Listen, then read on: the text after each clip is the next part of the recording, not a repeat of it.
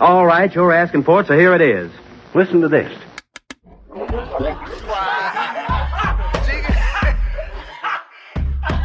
want you fuckers laughing at we partners pod, kid. You understand? We in here drinking, singing, swinging, all that shit, dog. We sweating, getting wet, all that. All right, here we go. All right, welcome to the 93rd episode of the Drinking Partners Podcast. Yes, this is our Dwight Freeney episode for reasons that do not extend beyond he wore the jersey number 93, and I'm too lazy to try to think of anybody else after what we just experienced. Yeah, man, I'm still trying to come back to the world. Day's not with us. We lost Day for a minute. Welcome back, sir.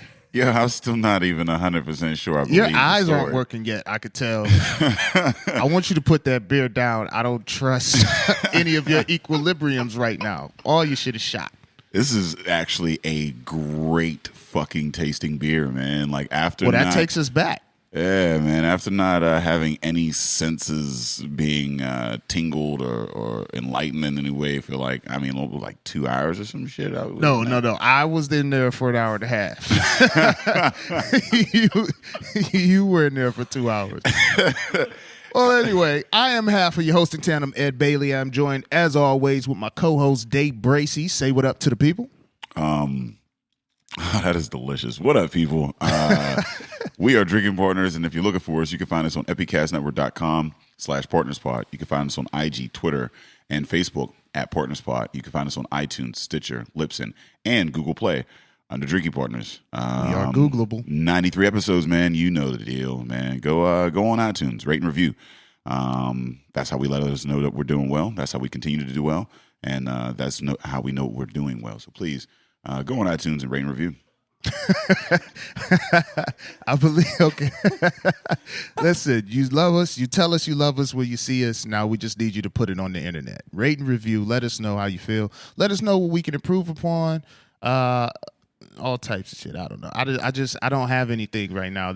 We should have done this and then podcasted tomorrow. Like there's no way you're coming out of that thing and working.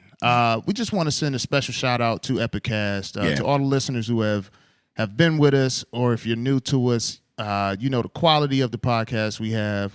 That's not just Day and myself. That's a great team that we work with. So if you're looking to start your own podcast, if you're looking for any consultation, if you're looking to get your social media, Twitter game up, hit Epicast online at epicast.com/services, man. They'll get you right, man. They're a huge part of the reason why we do what we do. And I'm going to pause that. Nick, Epicast/services is for consultation, not for getting right in the sense that Nick said over there on the sidebar. Sorry, Godfather, but definitely, man, hit him up.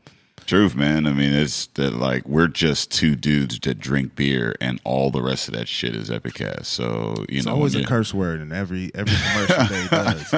It wouldn't be a commercial if they didn't curse. So if they curses about a product, then it's good. It's it's definitely good. Speaking of products, this Weyerbacher's Merry Monks is goddamn delicious, man. That's our first episode. We had Weyerbacher. Is that what we had? Our first episode? That's what we had, man. Wow, Throwback to number one. It's delicious. You can taste all the kind of fruits in this bitch. Like Day's open right now. He is so wide open. Day is so into life right now. Day went into that deprivation tank, a black man, and came out a hippie. That's what's up, man. That shit is magic. I don't know what's happening today. Yo, man, it tastes so fucking good. But like I've had this beer before a lot. But like right now, it's delicious, man. Like shout out to Wirebar. They're out there in like Easton, PA or whatever, So we always are they out in Easton? That's where the fam is. I got to go out there and check them out. Yeah, so we need to make a trip out there. Next time I go to Easton, I'm gonna find them. Yeah, I mean the brewery out there, whatever. Support local and whatnot. And this is I wholeheartedly suggest anybody do what the fuck I'm doing right now here at Levity and. Yeah, follow up with that. I mean, I don't know if you're allowed to just bring your own booze. We'll figure that out. But if you maybe just save one in the car if you can. I don't know. Listen, that Wirebacher takes us back to the first episode, but just keep in mind, we're looking forward to our 100th episode down at Pittsburgh Playwrights Theater, November 12th. Come hang out with us, man. We got a great lineup of people and brewers. Guests will be John Fetterman, Rick Seaback, Baron Batch. Also a guest comedy set by T-Robe. He'll be bringing out his McLaughlin Distillery. We've also got Bloom Brew. We got Rock Bottom. We got Apis Meadery. You know what I mean? If you're into the meads and whatnot, we got Shoe Brew, full pint, and like so. We got liquor. We got mead. We got brew. I think I said Rock Bottom, but if not, then shout out to Meg again. I mean, down at Rock Bottom. And it's going to be insane, man. 90-minute beer tasting, half-hour comedy, and then a podcast with some of your favorite people around Pittsburgh, If you're looking for tickets, get them early, man, because, after the 29th, they go from $15 to $20 and then $25 at the door, and it's going to be a pretty tight event, so you want to get those early, and those tickets are at purplepass.com/partnerspod100. So listen up, people. Day and I aren't normally this relaxed, laid back on the first and only episode of the day, but we are down here live, semi-live, or just in the building at Levity Float Studio here in Squirrel Hill. On location. On location. There we go. That's a term you got to start using after like episode 75. I'm supposed to know that. We're in the biz, and I'm talking about semi-live. We're on location here at Levity Float Studio. Listen, if you hear it in our voice, you already know, man, that it's a relaxation like no other. And we have the distinguished pleasure of sitting here with the owner of Levity Studio, Dave Raypatch. Say what up to the people. What's up, people? Glad you're here. I'm glad that you own this. Hey, I'm glad that we're here too. I'm glad this exists. It's all truth. This is a nice. For the listeners at home, like I apparently was in there a little longer than Ed was. Apparently. There was a room full of people who could concur with the fact that you were in there way longer than you were supposed to be.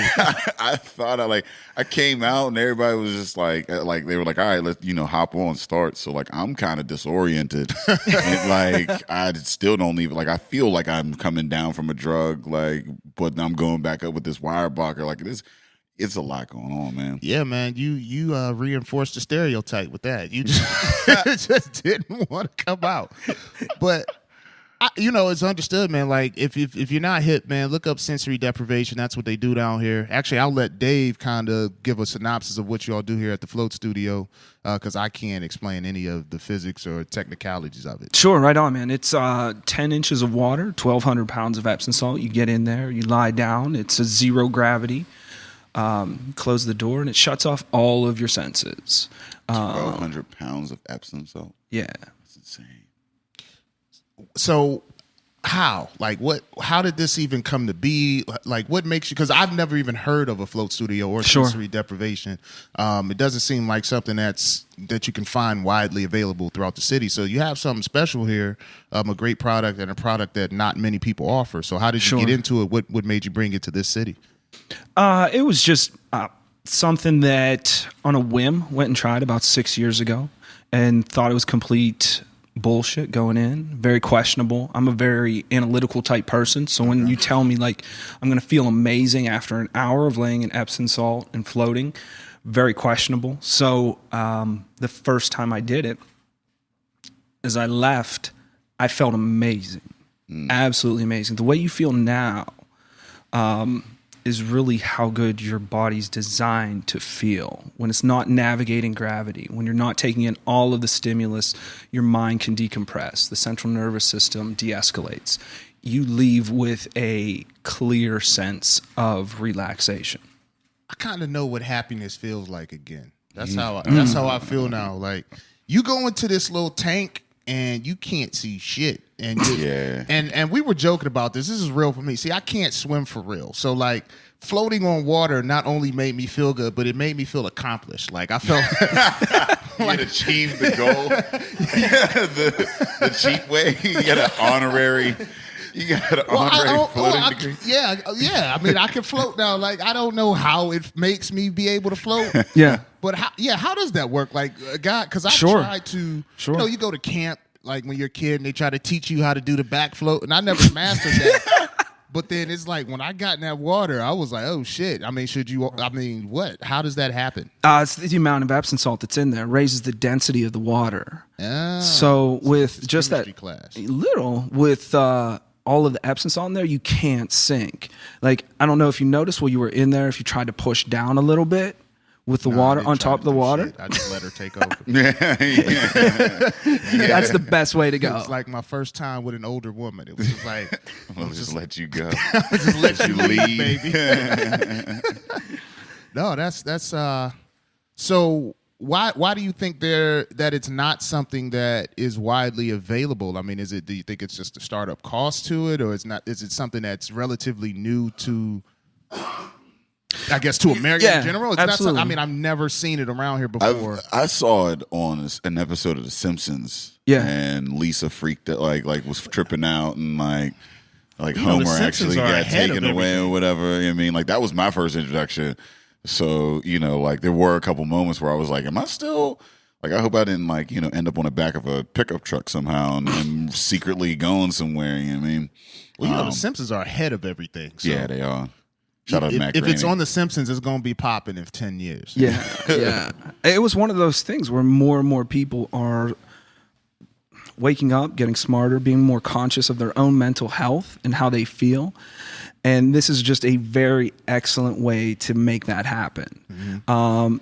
In our society, how inundated we are with notifications, buzzes, beeps. All of those are little jabs to our central nervous system where we walk around and like you think you're feeling anxious, but really you just need to like cut off all the notifications for an hour. I was actually kind of like nervous and I got like a little anxious when I first got in, like, because when you get in, you're like, there's no control.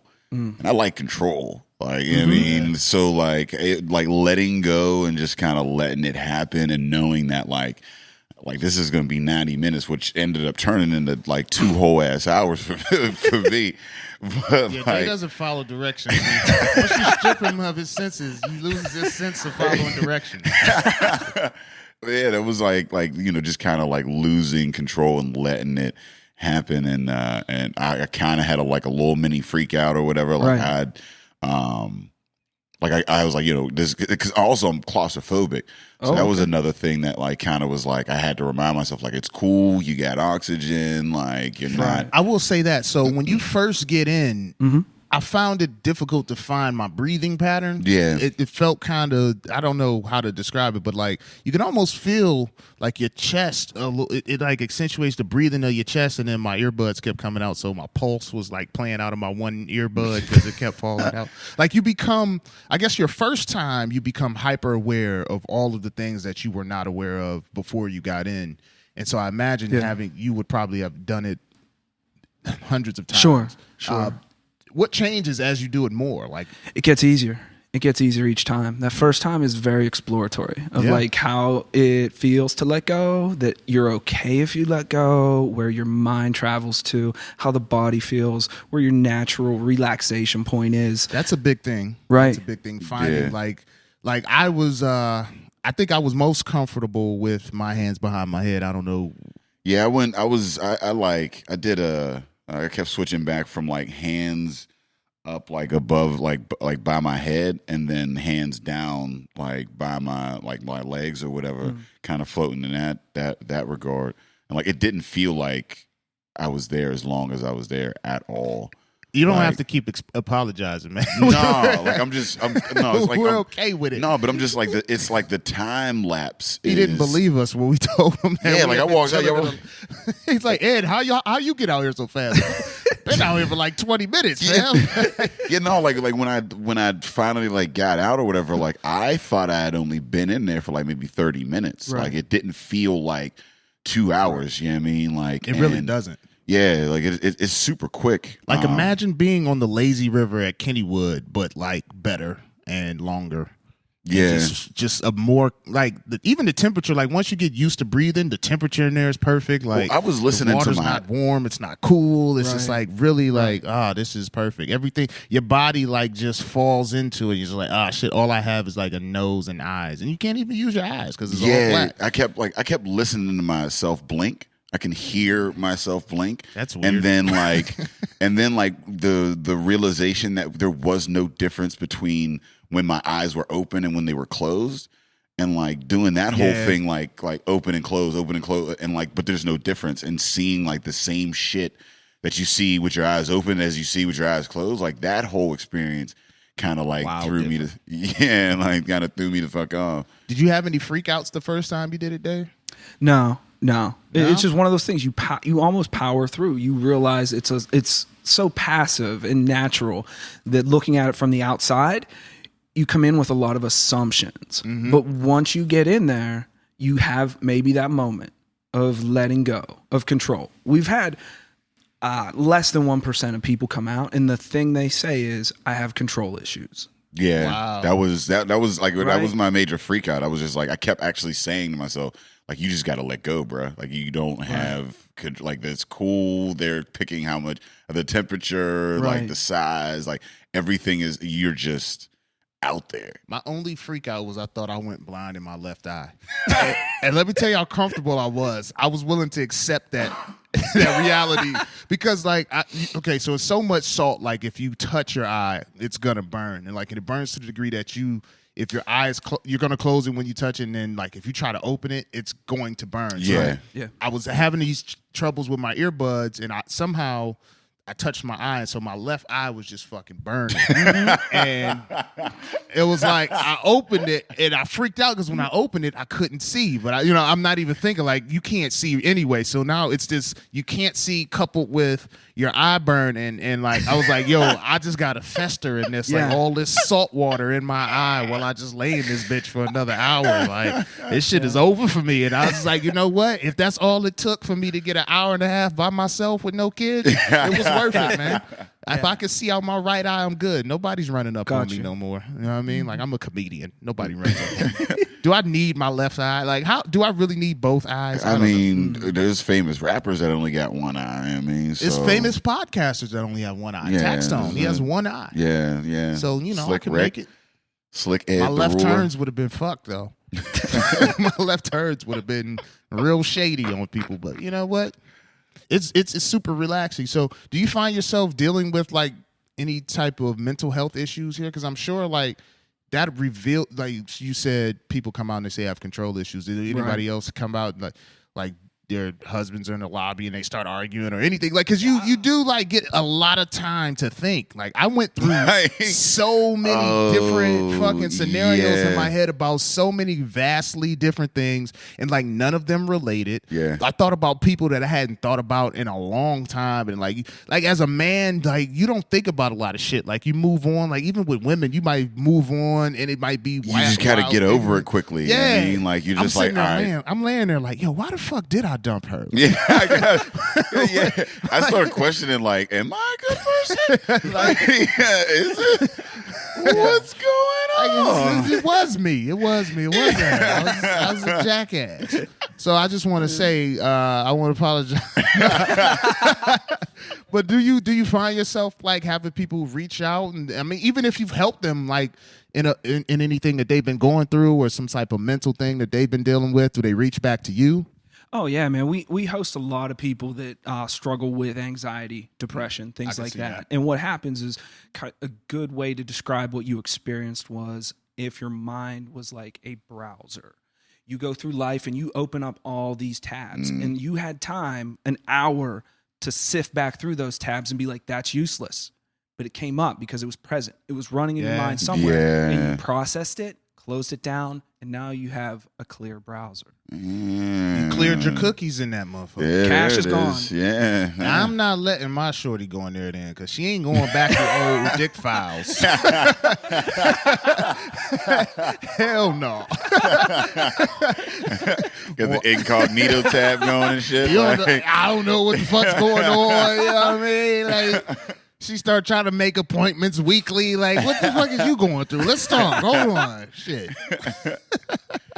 Oh man! So what is the culture like here? I mean, like, that's what we've noticed going through our time here. With the podcast and meeting so many different people, so many different things. There's these cultures of people and like things that you build with your establishment. So like what is the culture, the vibe, the folks that you've been able to cultivate here? Man, it's just a family. It's a real family. Like building and starting from where we were and all social media, all word of mouth, we can trace it back to know where they came from. And that's really how a good family is built. And it just has that vibe here. Our demographics are wildly across the board. Age ranges, males, females, professions, all of them, all across the board, but they all have a like-mindedness of wanting to evolve. And this is a tool for that mental hygiene to think of life. So for a person who hasn't done it before, what do you find is like the thing that they say most when they reach out to you to do it? I mean, do they reach out to you beforehand to make appointments? I'm assuming, or do people just show up? Yeah, they show up. We're all online. Okay, so what? Because like for me, obviously, my introduction to it was it Marta that hipped us to it? Well, I had been following Levity for a while, just on social media. I didn't even know what y'all were. Yeah, I didn't know what they were at the beginning. I thought y'all was like a fucking like production company or something. Who's this Levity dude that keeps interacting with me? I'm like, what is going on? What is Levity? I had no idea. Like, you seem super cool online, but I was just like, I don't know what you're selling, B. Like, but but then as like after a while, it started to like form, and I got like because it takes a while. I mean, it's social media, whatever, before you click on the actual link that person is doing. You know what I mean? Like, I followed people for years and didn't know like they were fucking astronauts or some shit. Like, you'd be like, oh, you do that? Like, nigga. So, I mean, it took a little while, but that's how I found it. But then Marta came. Yeah, then Marta co-sensor was like, all right, well, we should podcast here. So that's I don't know if I would have ever done it prior to that, and I don't even know if that would have been any reservations on my behalf or not wanting to sit in there for an hour. It's just like I'm wondering, a person who gets hip to you and is like, all right, I'm gonna do this. What do they say? Like, I want to get in touch with myself, or I'm stressed out at work. Like, what do you find? I know you spoke on the anxiety issues, but what do you find to be like the main reason that people seek this out? Just an hour alone. Just an hour alone. I mean, if you think about it, of all of the meditation practices, what do you try to do? You try to get alone. You consciously think of your breathing, of your different things like that. In the tank, it is similar to microwave meditation. There's no way around it. You're going to think about some things because all of your distractions, our bodies are a distraction. Like, even sitting here, you can feel the chairs on you. That's running in the mind. Different right now. Yeah. Yeah. That was a thing. Different space in life right now. Yeah, like feeling like things. Like I kept. Like, I had like false senses. Like, I had felt like my feet were on the ground, and I had to remind myself like there's no ground, B. Like, I mean, or like my back was on a floor or something like that, but like there's no back. Like, right. So like my mind was like creating senses that I guess it wanted it to be there. Like, I don't know. It was, well, that was what's familiar to you. Yeah. That's what the mind wants, comfort and familiarity. And when you strip down all of the senses, it takes away a lot of the energy that's put into that and moves it into like free space to create, to think about those thoughts that you haven't thought about in a while, to go over what's going on in your life. Man. Yeah. Again, my experience was totally different because I can't swim in real life. So I was like, I fully embraced the flotation. Yeah. Y'all should have seen. I was joking with Nick when you were still floating. I felt like, when the Olympic swimmers for the backstroke, they get in the water and they start doing the thing and they're just floating backwards. And I did that for like 15 minutes. Like, I just kept doing it. Like, I fucking swimming. Look, Mom made it. Like there was a sense of pride going on in there that I don't think you get from all your customers, but you made me feel good about myself from a prideful thing. Like, yo, Ed, your body can float. You know what I mean? Like, I heard about it, but it was a fallacy until I came to Levity. Like, it was just a falsehood, like a folktale. And then I got in that water and I immediately floated. Yeah. Like, I think that was cool for someone like me because before we got in, I mean, I joked a lot about the drown and stuff like that, but that's a real concern for people who are not like into being in water like that. Like, I'm just not into it. So, like, I was, even though you're not going to drown, you still got to have that reinforcement. But like, as soon as you get in and lay back, Yeah, you You're gotta like fucking floating. Yeah, you gotta that trust. The same thing like with my claustrophobia. I actually for the first like 5 minutes I was just like focusing on my breathing, being like, yeah, you got enough room, you got enough space. This is a safe place. Because if I trip, I want to make sure like, you know, I'm grounded enough to be like, this is a safe place or whatever. You know what I mean? Like, so yeah, it was kind of freaky in the beginning. Have you dealt with any claustrophobics?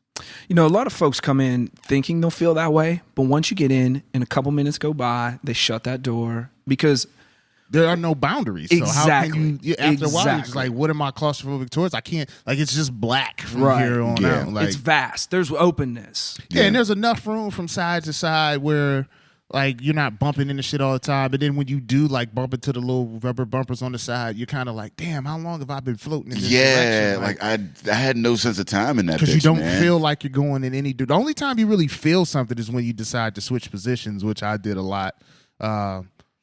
I felt like a shark and like Michael Phelps. Like I felt like I would like do like little things like and move, and it was so easier to move. So like, how come he could say that, but when I give my Olympic swimmer analogy, that shit is weird? You just basically reference an Olympic swimmer. That's what you did. I don't understand what you're saying. You referenced how you felt like an Olympic swimmer. I did. I said the same thing. No, but like, Michael Phelps isn't an Olympic swimmer. Like that motherfucker's the Aquaman. Ultimate Olympic swimmer. He's Aquaman. He's the different. Like when I said shark.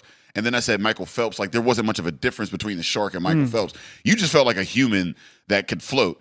I'm talking about the ultimate floating machine. I felt like it's like a Cavalier and the BMW, the ultimate driving machine. Now you done fucked up my posture. I had to sit up to defend my honor. To be like, oh, I'm part of a like swim club and be like, I'm the greatest machine ever built to be in water. Like those are two different. But everybody in those Olympic swim, they're like how graceful they are in water is how I felt. That's why I said like I feel like those motherfuckers, but also Michael Phelps because he's the only motherfucker that feels like Michael Phelps. Nobody feels like Michael Phelps. You felt like Ryan Lochte, dude. You came out of there with some weird ass story about why you was late.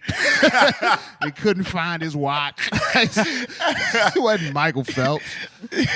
Yo, so having this, right? How has it helped you in your personal life? Like, do you argue with your lady and then be like, yo, fuck this shit and just go to the studio? Like, I'm going for a late night float. 2 in the morning. Where were you, babe? I was floating. You can smell the salt on my back. Yeah, it's been amazing, man. It's just to be able to be alone with your thoughts and be reflective of how you act as a human towards others and how you treat others.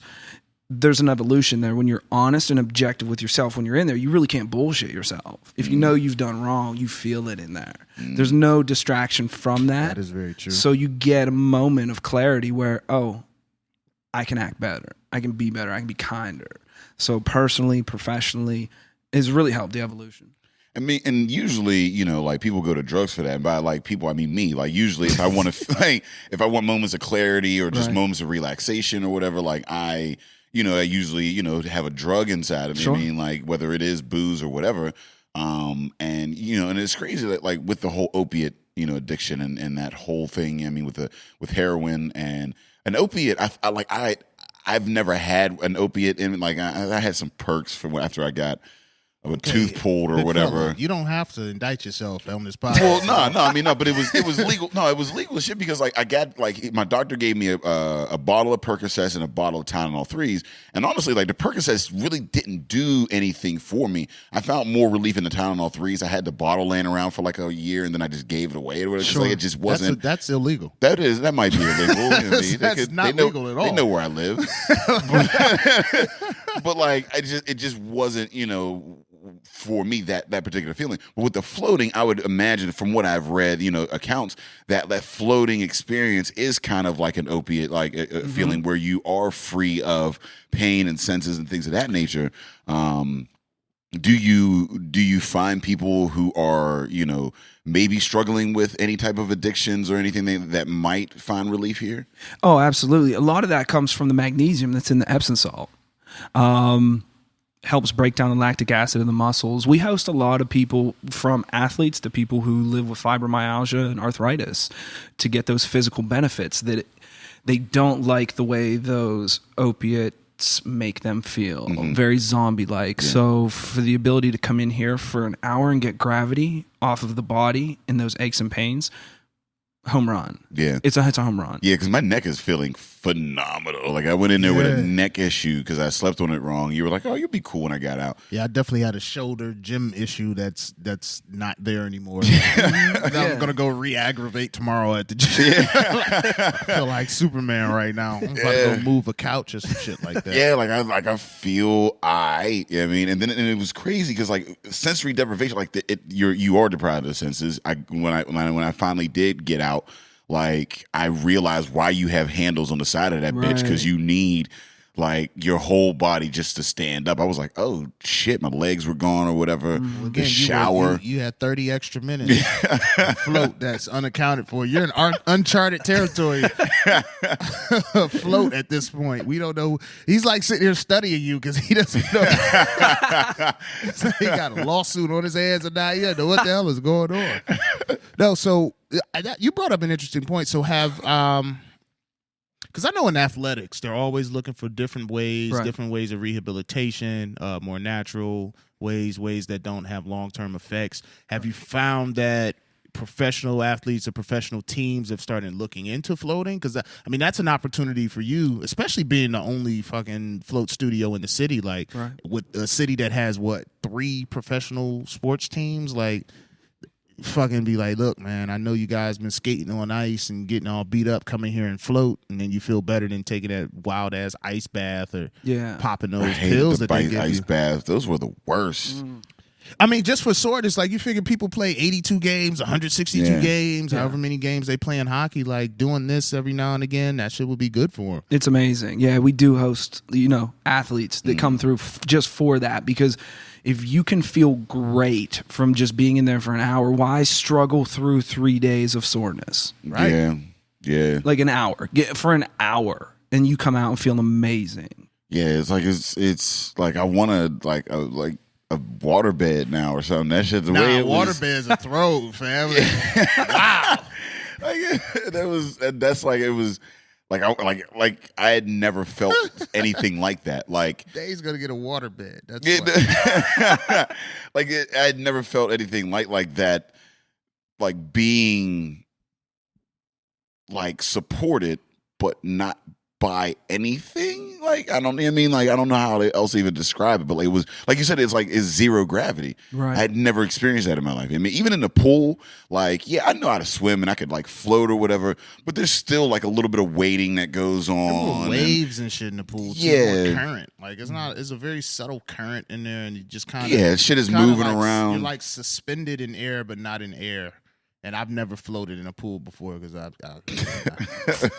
have nothing to compare it to. So this is the ultimate experience for me. Do you find people coming here on like drugs to do that?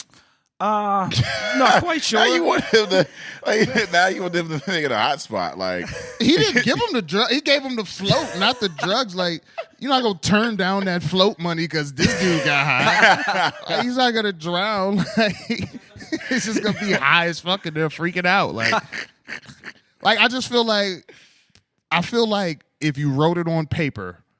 Taking a drug and going in there seems like a great idea. Like going in there high as fuck, but then you get in there and it plays out to not be such a great idea. I can imagine. I can see how if you were in a different state, like you could easily freak the fuck out. Right. You know what I mean? But if before you get in, you think it's a great idea, you're gonna go in there, I'm gonna be high as shit, I'm gonna relax.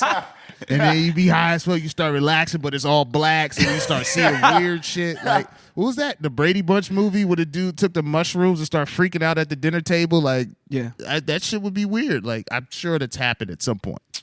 Maybe they didn't tell you. Maybe that's happened. Has anyone ever just run out like naked? Butt ass naked screaming like, I'm real! I'm real! Naked down Murray Avenue. Yeah, just fucking sprints out the door like. I'm not yet. Not yet. You've only attracted high-end clientele. That's like the blue magic of relaxation. Like, you gotta have some money to afford this, which means you're not gonna be bullshit in there. I can only imagine the weird stuff that happens in that room. Because even like there's like a feng shui of the whole, like when you walk down the high aisle to the room, there's like the lighting is dim, colorful. You have those great pictures, the paintings and shit. Like, and then you get in the deprivation room and it's still dimly lit, very nice, neat. Not overly like decorated, so it doesn't like attack your senses. Yeah, it's very minimalist, and you know what I mean. And the nice tones, shower. From the time you walk in to the time you get into the tank, like it kind of is like a preparation for what's about to happen. You know what I mean? About to go down. Like, and you don't like, it's not like you're like, all right, you know, you walk in one room and then you walk into a brightly lit room and then you walk into a dimly lit room and it's like, now you're in this tunnel, like, make it happen. You know what I mean? Like the whole process, it's like an onboarding process from the time you walk into the door until you go into that tank. I mean, I feel like it takes a lot of trust to, you know, have an experience like this. You know what I mean? Like, you know, especially for somebody that is used to having control or, you know, like you're saying, getting those, your senses constantly attacked. And I mean, whether it's TV or whatever. Like when I walked outside, like the rain was crazy. Like it was pouring down, I raining. didn't like seeing that. I was like, I don't want to deal with anything touching my body. Don't touch my body. Like unless you're room temperature water, don't touch me. Yeah. So what? Who decorated the spot? Like, were you aware of this, or did you have to bring in like a specialist? Like, even the backdrop here with all the pebbles and shit like that. Like, the walls aren't too overly decorated. I mean, there's stuff to where you're like, okay, this is a real business. Like, you know what I mean? Because you gotta have some shit on the walls. You gotta just be for legit. people to be like, all right, this is real. Like, you don't walk into a business and the walls are barren and you're like, all right, is this a trap house? Like, what's really going on here? Just a red light that says enter. Like, yeah, it was all worked with John Malicki. Okay. And he's the one that really helped design. I know that name, John Malicki. What does he do? And he does woodworking, a lot of stuff. He used to work with Baron Batch at Studio AM. Okay. And I linked up with those guys at the inception of when we started creating this. And it was just empowering John in design, in the field, like having those conversations of what we wanted. Like from this stage, this is a great room where people chill and hang out, but one step removed behind that barn door is a little step removed away from the real world. And then when you step into that room, that's another layer away from the real world. One more into the tank. So, yeah. Do you normally have this door like when there's a group here, you close this large wooden sliding door? Yeah, because we talked with John. We wanted a barrier, a clear barrier from the real world. Like if we could have put a moat there, we would have put a moat. A moat. Damn. Yeah. A moat. I said moat, and I was holding my beer as a microphone. So they actually has sat up for the first time since coming out the deprivation tank. So we really don't know where this podcast is going. So do you guys throw like float parties? Where like people are out here chilling and is like waiting to float? Yeah. It's nice to come through. Yeah, I mean, if you have a group of 4, 2 go in, 2 chill out here, and then they come out, the other 2 come out and can share their experience of, wow, that was amazing. I feel great. Hypes up the other 2 that have been waiting and get them in. So, I mean, for this, are you reserving time slots? Or because it seems like a difficult... Yeah, I couldn't imagine people are just walking in on their lunch break like, yo, I'm about to go float and then go back to the job. Yeah, we are all appointment why didn't you have only. one from the jump? I thought you didn't drink or something. Well, when I came out, the drinks were already set up, so I didn't do that. So I thought he just didn't drink. I was like, oh, okay, this dude's all about relaxation. Yeah. Like, he doesn't drink. What was your go-to relaxation method before floating? Really didn't have one, and that you was just it. Never relaxed, dude. Man, like I don't know. People will talk to you about meditating and all of the other mindfulness, but I don't know. That was just never for me. There was never a time, or like going to get massage. That's not for me. That's just not who I am. And so when I found floating, it was just the easiest thing. Well, yeah, you don't have to do shit, but trust, which I guess is an investment there to trust. But that's crazy that you had like not sought out relaxation methods prior to jumping into this. So how long had you been floating before you actually invested into opening your own float business? Like that's a huge leap, right? Probably about 5 years before it got serious. Of like circumstance put us here, gave us a great opportunity to make a left turn in life, and just build this. It was something where it was like, this was helpful for me. How couldn't it be helpful for others? How could you not get benefits from this? And it was like, just spread it with as many people as possible. We briefly discussed how, and Day and I have talked about this a lot on the podcast, about how the culture of the city has allowed that bear's dope. Yeah. Yeah. Right? Yeah. Beautiful. Yeah. Now imagine having that after that whole thing that I just did. It's making sense now. We're doubling back. It's making sense now. Just so you know. But yeah, so Day and I talk a lot about how the culture of the city, what's really dope and what really makes us podcasting fun is we get to see young entrepreneurs invest in things that are non-traditional, right? Things that when you're growing up and people are telling you how to live life, like I couldn't imagine you at 12 were like, yo, when I get older, I'm gonna own a float studio. You know what I mean? Right, like, yeah. How do you think just the culture of this city has helped you invest into doing this? Could you have seen yourself?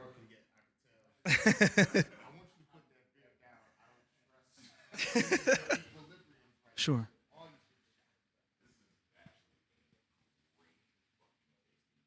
You treat yourself like a small business at all times. Yeah, and that's really what it is. I mean, in Pittsburgh here, what's been nice, this isn't the Pittsburgh of old anymore. And there's clearly a renaissance happening here from the podcasting scene crew Epicast is doing, getting word out there, small businesses, for you guys with the breweries, the different businesses that you're promoting, the culinary scene, the art world. It's here in Pittsburgh, but a lot of the majority of people that are in positions of power are still the old school thinkers. Yeah. So when we vetted the possibility of this, man, we knocked on the door at 12 banks. Yeah, they probably didn't understand it. And we Small talk business lending is like that too. Like there are taboo industries, and then I don't even know where float studios fall into it with the small business lending, because you don't even know how to. I guess it's hard to project how that's going to latch on. Well, and that was just it. They weren't willing to even be open minded to it. It wasn't something where, like, I mean, I remember I telling a story before about sitting with a venture capitalist who hit him with the 30-second pitch. Like, this is amazing. Clear the elevator mind. speech, yeah. Right on. And he came back with asking us, like, hey, did you guys ever think about opening up a wing shop? My mind almost blew out of my ears. So you went to him and talked about, like, hey, I have this awesome idea. This is totally new, totally for a float center. And he deadpanned me the whole time for the 30 seconds, and then came back with, did you ever think about opening up a wing shop? Yeah, you got to throw the yins in there just to let people know. And that.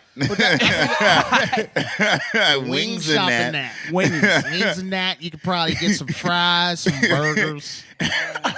No, but I think, yeah. Yo, how do you not smack a nigga after that? Like, I would. It's the old school mindset, though. He saw. I guess because he's a floater, so he's less. But the guy, he's less tense, right? Well, the guy, because if I'm in that situation, and I just float you a fucking float center, and you gonna tell about some motherfucking wings? Like, are you kidding me? Did you? You ain't listen to a damn thing? You're not equipped to be emotionally charged.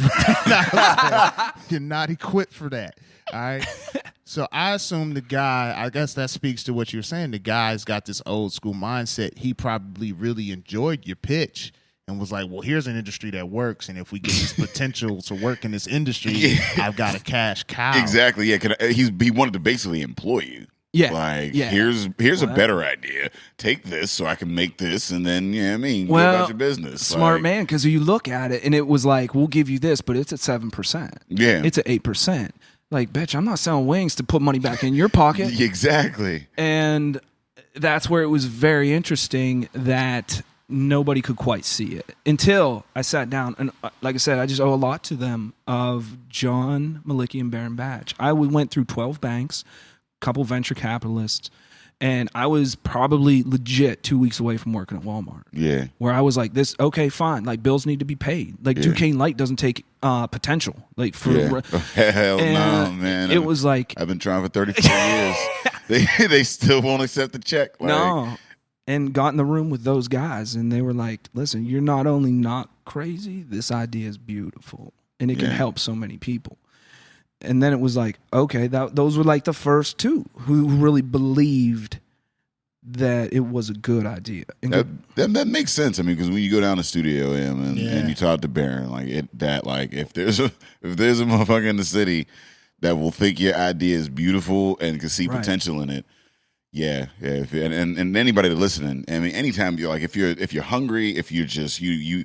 So I feel like this is the like anti-Studio AM, where like you go to Studio AM to have your senses tingled in so many different ways.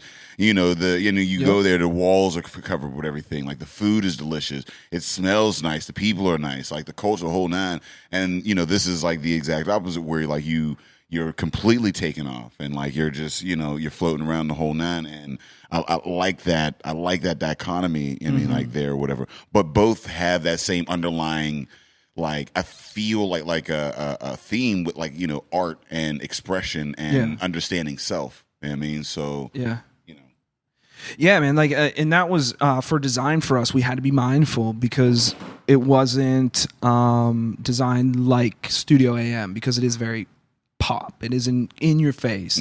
Whereas, like for us, we stuck with the natural elements of the stone-in shower, the crazy shower, water, the wood on the floor. And the thing is that like even though it is more of a minimalist like type of a vibe or whatever, it's still gorgeous. And like even the sign that you have here in the back with like the wood and like, you know, Levity or whatever, like it's simplistic, but it's still like dope. So it's almost it's still quality. And that shower is definitely quality. Oh hell yeah, man! I had never been in the shower like that. Like, do you have a monthly membership for showers only? Like, if just came down here every morning at 6:30 just to shower. Like, yo, I've never been in an overhead shower like that, cuz. No, I've never been in like, and I was like, this is fucking dope. Like, it is a great, like, I don't know, I felt like I was in a waterfall, like one of those videos or some shit, like or in a movie. I felt like I was in that sex scene from Belly. With DM. I don't know, no fucking Kiana. But there was no woman there. I just wanted to like put my hands on the wall or whatever and like stress over some shit. Like, like, you know how like in the movies, like whenever like somebody has that whole like, oh shit, like I'm a superhero, my life is breaking down. No. I will not let you go out like that. What you just told the world was that you were in an overhead shower and you wanted to stretch over the wall, like put your hands against the wall.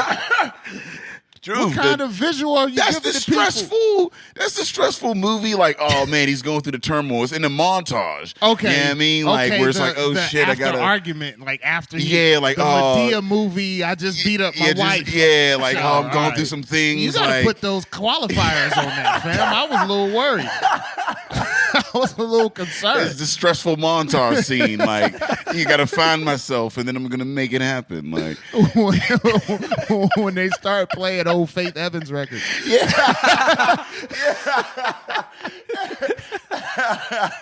You randomly hear an Anthony Hamilton beat. Oh, that's real stress coming off there. You can see the stress falling off this nigga's shoulders. In the slow as all right, man. We'll be a little more gotta get my baby you said back. Stretched over the wall and shit. I didn't know what you was talking about. I see how that could have went left. Yeah. So, talk about somebody. I'm interested in this outside of financial barriers. What are some of the things that make it difficult to get into this industry here? Like, how do you locate? Because you said it's what 1,200 pounds of salt in there when you're in there. How do you find like fucking salt? How do you know what salt's good for you? Like, how do you like?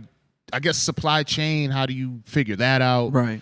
Being in a city where there's no business like this, I mean, is it like very easy? Yeah, like what minimal type of setup, or is the setup difficult to? Yeah, like what do you map it off? Because like you're not a pool, you're not a spa, you're not like, I mean, so like there are, you know, because I was looking at it and I was like, you know, the type of things that go into this, like, you know, when you're looking at the wood that you used or whatever, or like the flooring and the tile or whatever, with that amount of salt, that kind of salt water, that's not pool salt water. And I know, you know, like those type of things have effects on. I mean, it's a lot. So what do you like when you're looking at other businesses that you were looking at, like expenses and basing it off of, like, what was your blueprint? Oh man, well, it was great because there was no blueprint. Yeah. There was no glass ceiling. We could do whatever we wanted to. And for us, it was like there was very important things when we were curating this experience. The shower, the make sure our salt is medical grade Epsom salt. Medical grade Epsom salt. Yeah. I didn't even know that was a thing. You the loud pack of floats. Yeah. I got that Colorado Epsom. You got that Gorilla Glue of floats. That Khalifa Kush of Epsom salt. Yeah. And that's what it was. It was not knowing about that and studying it and just kind of getting obsessed with the details. Everything matters. I mean, a little side, it is, you can buy the Epsom salt here in the States, or you can buy it from overseas for a little cheaper. Now, I don't know if in this election you want to start telling people you're getting your salt from overseas. No, well, here's the thing. Here's the thing. When you get it, it comes down one conveyor belt and goes two ways. One goes left and one goes right. One goes overseas, other one's here to the state.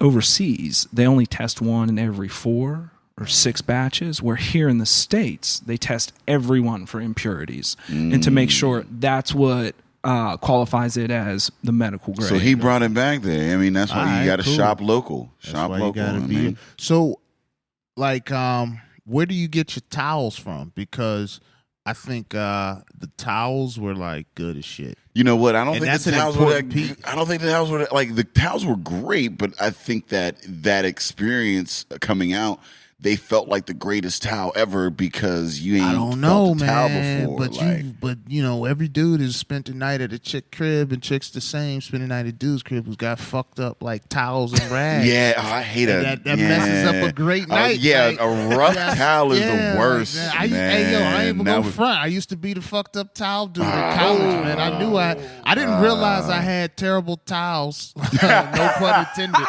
until I got grown, man. Like when you in college, you hit Walmart and just grab your towels. I mean, I don't think you think about shit like that. I don't think you think about shit like But that. that's an important until, piece, like the logistical thing. You can't have all this feng shui and goodness and fucking relaxation and have bullshit with a bad towel hanging towel. out. Yeah. Like, That's how I feel about toilet paper, man. Like that's the way. Like you can't have this great ass experience. You done got some phenomenal tweets off and shit. Sure. You done figured out how to end world hunger on this toilet. You know what I mean? Mm-hmm. And then at the end of it, you got this one ply sandpaper bullshit. Like you done fucked up your whole groove. Like you know, it's the dismount. It doesn't matter whether you're in the bathroom, whether you're in Levity, or you're in your girl. It's the dismount. You know what I mean? You gotta leave. You gotta leave on a good note. You know? Shout out to your towels. Lots of love to those towels. Did you think having white towels is like if you look so because you don't know the people who you bring it in? Is having white towels like is that a dangerous thing? Should you have darker towels or? Well, here's the thing. Like, you don't know what the fuck everybody is like. You know what I'm saying? What do you say? You wipe your ass off with a white towel, nigga. You leaving residue. You know what I'm saying? Like a dark towel, they might not be able to see you. Well, like you get a shower before you get in. You So don't I know would that hope- everybody's really showering. Yeah, but I'm just saying that if you're worried about towels, I would hope that like you would at least take that very first opportunity with the shower to really get in there. Okay, well then let me happen. change the question then. A lot of people's apprehension may be cleanliness. They may not understand how the waters exchange from one float to the next. If you can kind of give a Reader's Digest version of a synopsis of how you keep it clean, what are the things that I guess govern or regulate cleanliness in this industry? Yeah, well, for the towels, to talk the towels, we went with white towels because if there's anything on there, we just scrap them. know, yeah, exactly. Yeah, because you go into some spots and they got like royal blue. He got political. He got some political training. He can bring it all. Well, that was important to us. I mean, when we hit some spots and you go in there and they're like, "Oh, well, your navy blue towels or black towels," it's like. Yeah, that's you had someone's mean. flossing their butt cheeks with that towel 3 people before. With our towels, they're white If because it's all white, it's all right. and if you see a spot, then it's gone. Like we just throw it away.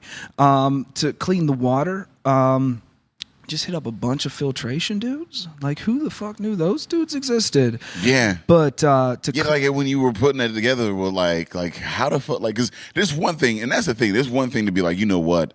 I floated one time. I liked it a lot. I want to do it for a living. I want, you know what I mean? Like, and then you think about shit like filtration systems. Right. Like, what the fuck were you doing before this? Man, I was in public education for 10 years. I was a counselor. I worked with at-risk kids, families, and So it's always about stress relief, finding yourself. How you many know, of opening these kids have you been like, yo, you should just float? proof. Like, you instead of time. Well, there was that whole. There was a article that came out. I didn't get a chance to read it or whatever. They were saying about how, like, you know, detention, instead of detention, they gave them meditation. Right. Yeah, I and did see that. It I like did see that. decreased a lot of the Where was habits that? and That behaviors. wasn't. Where was that though? I don't even, like, again, I gotta look for it. It was one of those things that I had clicked bookmark so I can come back to it. So I'm gonna have It's to like come a back to short the video that had some facts on it. I know what you're talking about. yeah, I saw that. but like, yeah, but meditation or whatever. So like, you know, with this, I could imagine that being phenomenal because I've got experience myself in, you know, like schools and at-risk youth and whatnot. You know, I don't like to talk about my 9 to 5 and Right. you know what I mean. You know, Ask him about his former night. yeah, you ain't, I don't like to know about my 9 to 9. But I got some experience in It the is this. 9 to 9. But yeah, no, I mean, but I could imagine like you looking at a kid and be like, man, you just need to float for a couple hours. Like, yeah, well, a lot of it was like the parents need to float for a couple hours. hell the fuck, Yeah. hell, Yeah. yes. Yo, I saw a Yes. fucked up parent on the way here, and I almost stopped. And like, you ever see the parent so terrible that you want to interfere, but you like, It ain't illegal yet. I don't know what the fuck was happening, but I almost pulled over and like took the kid. Like, listen, man, you need to get your shit together. I'm gonna drop this kid off at the station. She don't need to. It was just so the kid was like 3 years old, man. I got a 3-year-old, and I was just looking like, man, that little girl never. Yeah, it ain't stood got a a chance. chance, Yeah, man. it ain't got a chance, man. You know, and that's crazy because you have like we were talking about this a few episodes ago. I think it was with Drip Lounge or whatever about like ADHD and you know the whole over medication of children and like. You know, and again, it harks back to that whole like opiate, situation that we got going on, and like you being, you know, from that background, like seeing kids that were, you know, like that's kind of the go-to, like, oh, you're acting up, here's a drug for that, Right. You see what I'm saying? And and they get them started at childhood. Yep. So it's even easier. You've come up in this culture, like it's crazy because like I'm 34, right? And like sometimes 2000 feels like 5 years ago. You see what I'm saying? Like it's hard for me to feel like to Was a different world, man. yeah, I know once Cash you money really was taking over. yeah. But there's whole generations that are that this is all they know. Yeah. And like this whole like, you know, drug epidemic or whatever, like, and I'm not talking about like crack in the 80s, Right. but like the drug epidemic where it's like if you have an ailment, here's a drug for it. You know what I mean? Where like, you know, you're marketing straight to the public. You have like, oh, do you not sleep at night? Does your dick not work? Yeah, like do Like, that's do all you I see see marketed. yellow things sometimes? Well, here's a pill. Yeah, I mean marketing to the and this consumption of drugs or whatever. And now like you're looking at these kids and they're being like it's a pipeline. It's like, oh, you're a kid and you're a little anxious. Here's a drug for that. Yeah. You know what I mean? Like here's a gummy. They had those gummies. Or whatever they were like opiate gummies or whatever for kids. They were in gummy bear form or whatever. So then when you become an adult and you get real aches and pains, I don't know what you complaining about. I'll have a jar of opiate gummies at my desk at work. I wouldn't mind an opiate gummy at this point, but your daughter having an opiate You gummy, remember that's the a whole Gummy other Bears thing. cartoon? Oh yeah. That's what they did. They drank that gummy berry juice. It turned they had ADHD. They start fucking bouncing off the walls and shit. That's ridiculous. So what do you think the future of the float industry is? Like, where do you think it's going? Because I think obviously there's mad potential as far as from the medicinal standpoint, diagnosis, different an alternative method of, I guess, medication or Right. whatever, however you want to describe Like, it. do you think that would come in? Like, you would be on like a health plan of some sort? Like, are you on a? I mean, No, I think what it is that stuff is so far behind. Even chiropractors now that are widely recognized as, you know, legitimate or not, are just having trouble with insurances now. So I don't think floating is within 12 years of being there. Wow. Just because there's a lack of longitudinal studies. It is so new that a lot of it is singularity of people coming in of like, my depression's down, my anxiety's down. But as far as an industry, the sky's the limit for what it can help and how it can help people evolve. Like our guests that have been here that have been with us for like a year, you can see a clear change in their trajectory of believing they can. Like, I'm not going to shy away from taking that promotion at work. I'm not going to shy away from doing that presentation because I am good enough. But if they never floated, got alone with their thoughts to reprogram that underlying voice, I'm never going to do it. I'll never be good enough. And that's the thing is that with sensory deprivation, you're being disconnected from the world. And the truth about the world is the world's message is you're not good enough. Right. I mean, anytime you turn on the TV, I mean, anytime like, any media or whatever, it's you're not good enough. I mean, like you need to do more in order. And like being, that time alone, you're like I'm a human. You mean I'm a human?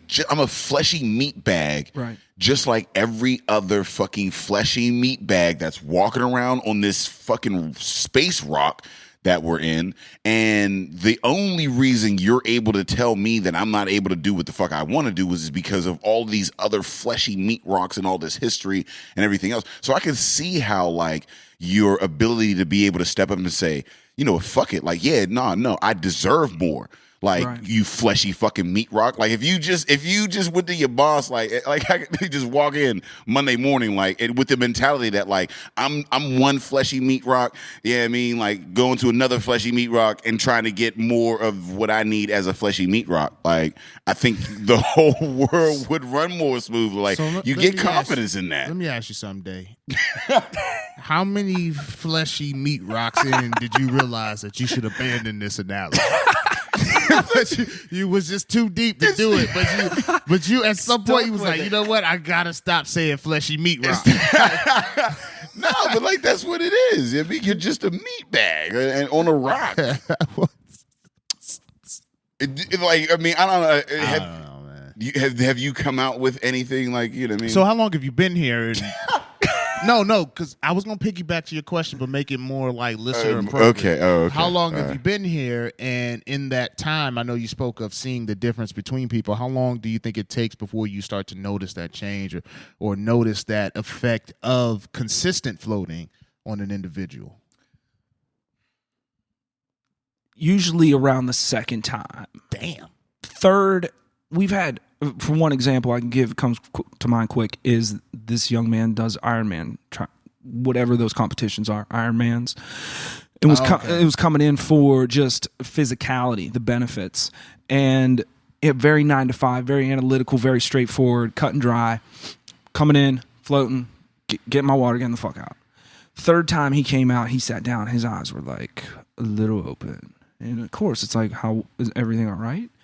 Said, man, I thought all that existentialism, all that out of body was bullshit. He said, but I just whiteboarded all the problems at work for me. And I realized I've been around some clowns and I need to step my game up. And so it was like a surprise, but just the frequency and ability to have that time with his thoughts and to evaluate his environment and come to the conclusion, I need to raise my standard. So do you think someone should have is it better to have like a concise objective going into the float? Because and the reason I ask is if I go into the float and I'm like, listen, I'm going to think about work, think about things that I can do to improve. Sure. Like if I was to say, hey, here's what let me try to figure out some things to improve our podcast, right? Yeah. And I went in there and laid without any noise. I think that could be very beneficial. Now, it doesn't necessarily parallel with the float studio like relaxation thing, but it does give you that clarity and that time to really like, okay, this is what's been happening. Here's where I've not reached where I should be doing, and here's why, this, that, and third. I mean, it gives you that time. I don't know if that's the most relaxing time, but it could be beneficial in that regard as well. Imagine how good you would feel figuring that out, solving that puzzle. Yeah, I guess that would lift some weight off your shoulders. Yeah. Yeah, no, I just to hark back on a previous episode, like it's like this is the closest that I've gotten to like just being in the car with that solidarity. Mm-hmm. You know what I mean? Mm-hmm. Like when you are driving or whatever. But like, I mean, it's the exact opposite in the sense that like I'm not worried about things. I'm not trying to like, move a vehicle through traffic and the whole nine or whatever, but just that solidarity, that solidarity, that time alone to your thoughts, that nobody else has control over, that complete control. Whereas with this, it's like you have time to yourself, but no control. You know what I mean? You're just kind of letting go and just letting be. You know what I mean? It's a dope ass experience. I'm just like, no, you can finish. Yeah, no, I don't have questions. He I'm hasn't just kind joined of us. talking about the experience that I've had, man. Like it's been it was a dope ass. It did not feel like 2 fucking hours, man. Like it felt like 30 minutes. And it was like I heard it. It was 30 minutes that you weren't with us. Yeah, like because I got like some jets. Like I heard you had said like, oh, there's going to be like maybe some jets or something like that or whatever. Yeah. And I felt that, and I was like, all right, that's probably about time they should kick in. I've probably been in here for about maybe 30, 40 minutes maybe, and got a little bit of hour. He started cleaning the water, fam. He had moved on to next business day. At first, I thought Dave was asleep because, you can fall asleep in there. And it's so funny falling asleep in there because if you fall asleep in there, you lose all understanding of time at that point. You don't know how much longer you're going to be there. Like I took probably based off of before and how much time I was in there after, knowing I was in there for 90 minutes, I took maybe a 15-minute nap. And what woke me up was, again, my fucking earbuds, and I'm so mad at them. One got loose, and so then the pulse made these little weird bubbles of water. And so I was like, all right, man, I'm done with these shit. Yeah. I took I took like micro naps almost, but what was crazy was that like whenever you wake up, when you open your eyes, there's no difference. It's seamless from dream to reality. Yeah, like you just open your eyes and you're still like in complete darkness. You know what I mean? You're used to seeing like a street light or a TV or your girl or something. Like some sort of like this is the difference between reality and what I just came from. And when you're in there, like you're going from like a dream to like am I still there? Like what the fuck is going on? I mean, so what's the weirdest thing you thought of in the tank? The weirdest thing I thought, it was just, for me, it was just the physics of it. Like, I felt like I could go anywhere. Like, it was like... Oh, take a look. Yeah, like, it was like, it was... it was like, that's funny. Yeah, just like float around like, like, this is what space is like. Like, it was... it is crazy as shit. Like, and then like I fucking I think I was asleep, and then at least I don't know. It was that, like I said, it was that the difference between waking and sleeping is very blurred. So I think I was asleep, and I thought I woke up. I'm not sure if I woke up or not, but I thought I woke up or whatever. And then like at some point it got like hot, and I was like, oh, I'm gonna get out of here. But then I don't know. I didn't get out because maybe I was dreaming. I have no fucking clue. Yeah, I think the longer I was in there, the more I got like at ease with what was going on. Dave, what's the weirdest thing you've thought of in a float? Oh man, that's tough.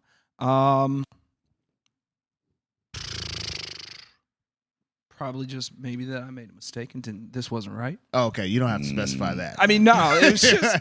We don't want to indict you on it. No. We don't mind anybody hitting you up from your past. No, I told you, Dave. I told you, Dave. No, it was just because it was such a risk. Such a risk of making a left turn where the weirdest thing was like, you're in now.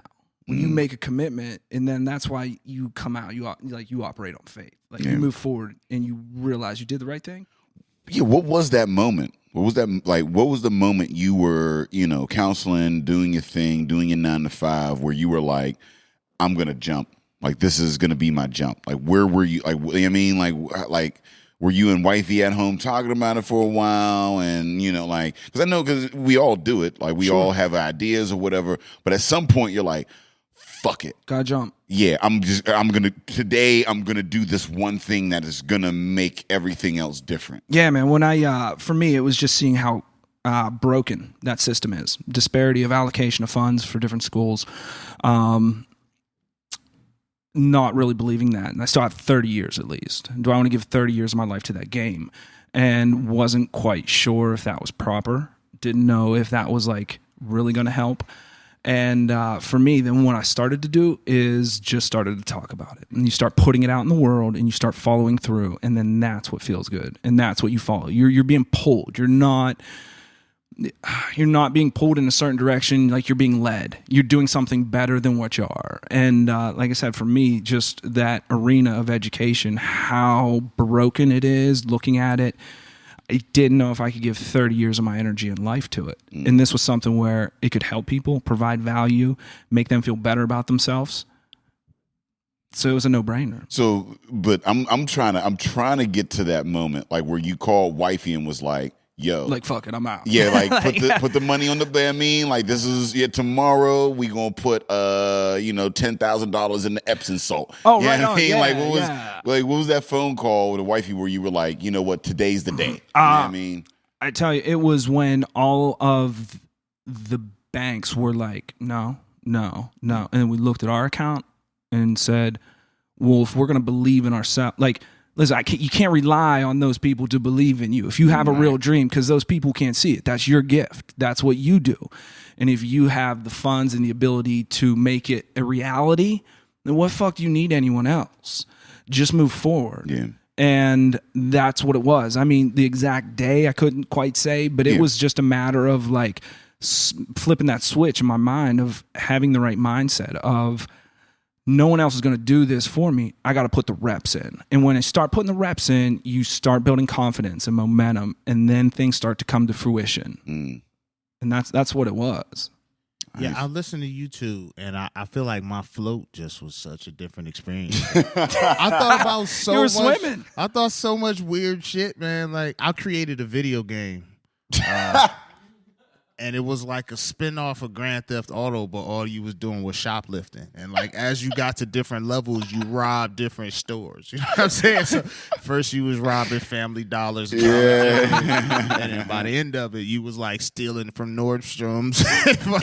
And then like the penultimate is Rodeo Drive and shit. Like I was like, yo, this would be a dope ass video game. Yo, that would be a dope ass video game because if you Grand Theft Boosting. True.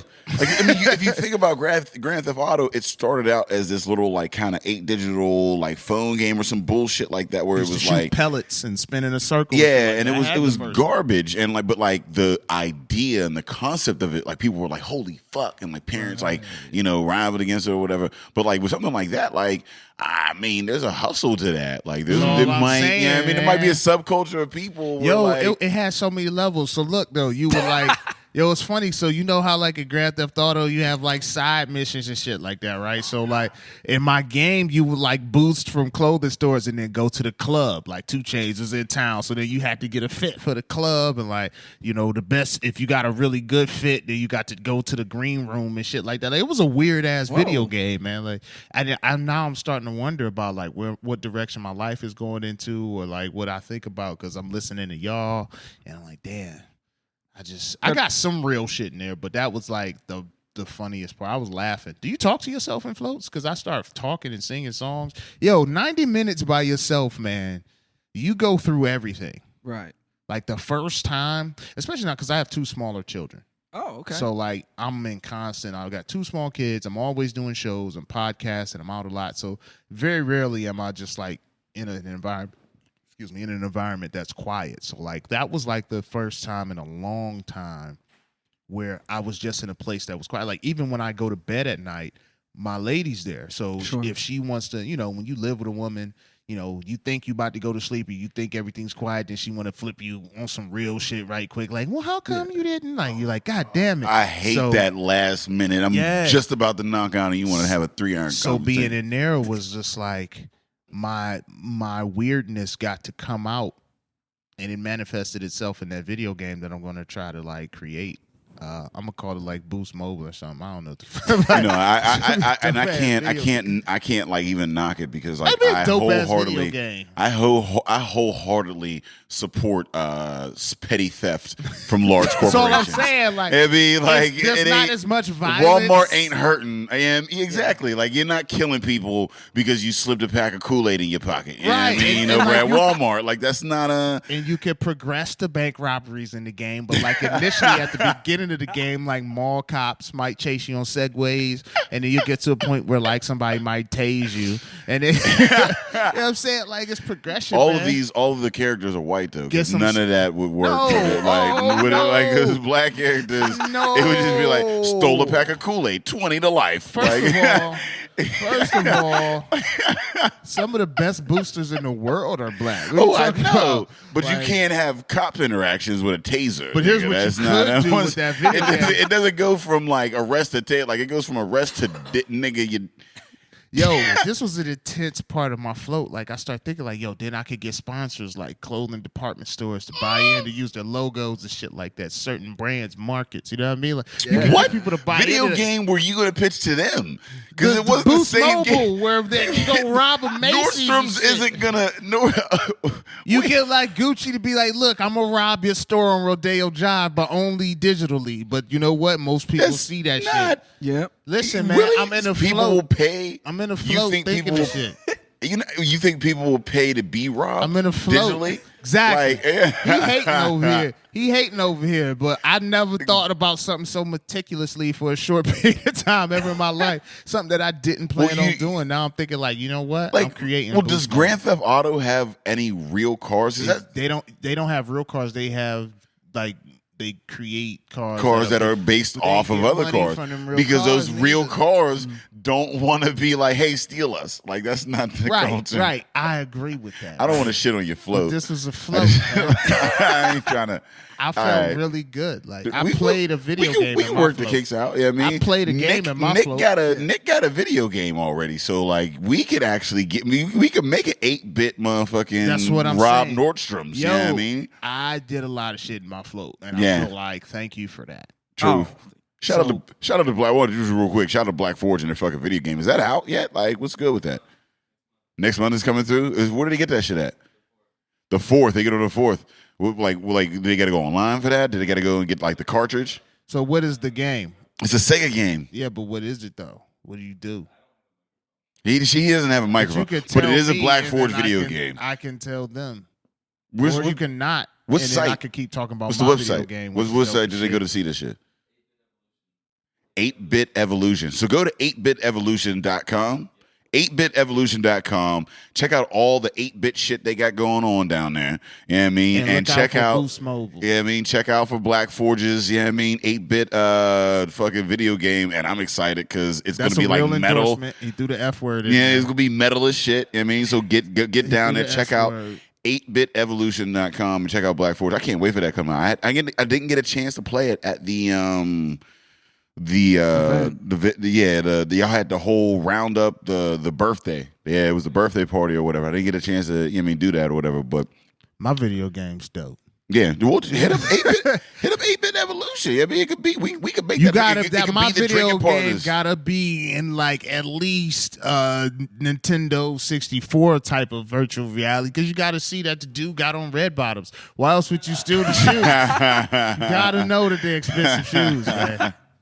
So, could you let the people know who are not familiar with Levity where to find you, how to get in touch, how to schedule an appointment, how to get their family down, if you offer any like group discounts, anything. If you want to do something cool for And by somebody's group birthday, discounts, we don't mean do like a- y'all get in there together. Nah, You I'm just saying, you know, like you it might have means a like little- bring 8 or more people to float, and then come he through. might show love. Yeah. Yeah, I've all online. FloatLevity.com. Our social is Instagram is Levity412. Facebook Levity412. On Twitter we're at float_center. And appointments are booked online. That way you leave the wallet in the car. When you come in, the time's already yours. You already have the space. It's just a real smooth transaction. Nice. You smoothest dude I know, man. Yeah. Thanks, man. Damn it, I gotta get me a float center. I gotta come here more often. I'm just man. I gotta this give is- me a float I'm center hooked. set up in my basement. You know what I mean? Start bringing chicks to the crib, let them float. No, you shouldn't. No. Should it be janky? you be in a just bathtub floated. with a bunch of Morton salt. You just floated, but you ain't free, nigga. You may have just floated, but you ain't free, nigga. You ain't, I get all my fucking ingredients from the dollar store, nigga. Man, This is the dollar more- stores. This is the rock. Yeah, I mean, Yeah. They let the people know where they can find us because I need to go take a nap now. Man, I'm hungry as shit, but we are drinking partners, and if you're looking for us, you can find us on epicastnetwork.com/partnerspod. You can find us on IG, Twitter, and Facebook at partnerspod, and you can find us on iTunes, Stitcher, Libsyn, and Google Play under Drinking Partner. Also, you can find us November 12th down at the Pittsburgh Playwrights Theater, and we will have, beer tasting, comedy, podcasts, a lot of your favorites, and you can find us at purplepass.com/partnerspod100.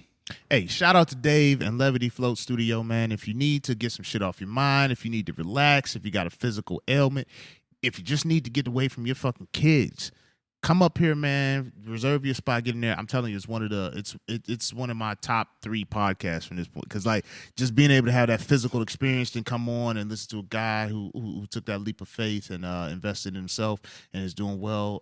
It was very, very good for me to be here. I feel like I can go home to my family and just be a much better dad. I got to go back to a dog. Like, Yeah, that my sucks for you. family just got a dog, so I I don't got to know go why back y'all to a did that. fucking dog. So I told you not to do This that. is probably the best absolute. Like, I feel like the universe lined it up because any other time I would walk in and I'd be on some old like motherfucker. But after Yeah, you this, shouldn't have done that. But shout out to you and your dog. I hope it survives. Stay alive, dog. I don't. Also, if you like the podcast, please, man, check us out. Check us our backlog. We're on iTunes, all that shit that Dave said. And if you're thinking about getting your own podcast started, or if you want to get popping online, if you want to get your Twitter popping, if you need any audio or digital for any events, anything that Visuals, you're doing, any hit up media. epicast.com/services, man. Nick the Godfather, Buzzy the Great, they'll get you right. And as always, Drinking Partners is the crew. Epicast is the family. And we out of here. Yeah, man. Like, I'm